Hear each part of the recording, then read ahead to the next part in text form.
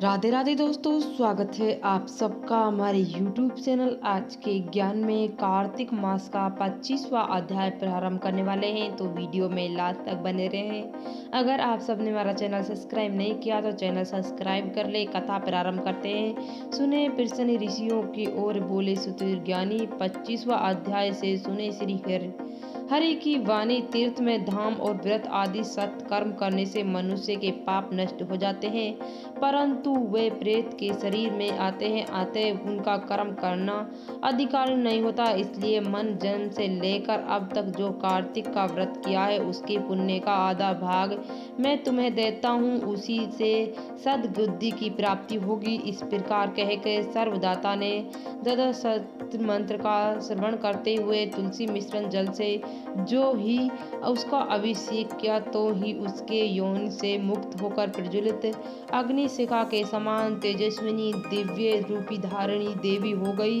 और सौंदर्य में लक्ष्मी जी के समान करने लगी।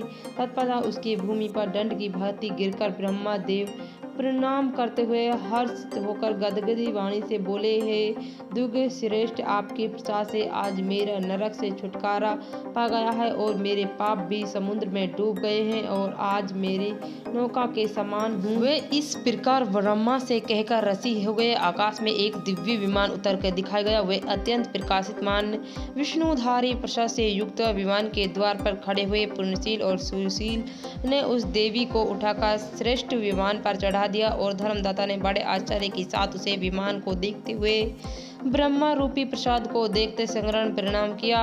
पुण्यशील और सुशील के प्रणाम करने वाले ब्रह्मा को उठकर उसकी सहनता करते हुए कहा, हे द्विज श्रेष्ठ, तुम साधु वाधव, क्योंकि तुम सदैव भगवान विष्णु के भजन से तत्पर हो, दीनों पर दया करते हो, सर्वज्ञाता हो, भगवान विष्णु का व्रत का पालन करते हो। तुम बचपन से लेकर अब तक जो कार्तिक व्रत का अनुष्ठान किया उसका आधा भाग का दान देने से तुम्हारे धन्य पुण्य की प्राप्ति होगी और सैकड़ों जन्मों के पाप नष्ट हो जाएंगे। अब ये वैकुंठ धाम में ले जाया जाएगा। तुम भी जन्म से अंत तक अपने दोनों स्त्रियों के साथ भगवान विष्णु के वैकुंठ धाम में जाकर मुक्ति प्राप्त करोगे। धर्मदाता जैसे ही तुम्हारे समान भक्त पूर्वक भगवान विष्णु की आराधना की है वे धन्य है, कीर्ति है और संसार में उनकी जन्म सफल है। भाली भांति आराधना करने पर भगवान विष्णु दोहरी प्राणियों की नहीं देता है। उनकी उत्तर पद के पुत्र की पूर्व काल भादु करके स्थित होती है। उनके नामों का स्मरण करने मात्र से समस्त जीव जगत की प्राप्ति होती है।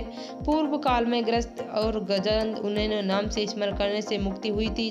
तुम जन्म से लेकर जो भगवान विष्णु को संतुष्ट करने वाला व्रत करते हैं और अनुष्ठान करते हैं उसका बढ़कर न यज्ञ, न दान और न ही तीर्थ है। तुम धन्य हो, क्योंकि तुमने जगत गुरु भगवान विष्णु को प्रसन्न करने वाला कार्तिक व्रत किया है और उसके आधे फल से पकार कर स्त्री हमारे भगवान लोक में जाएंगे।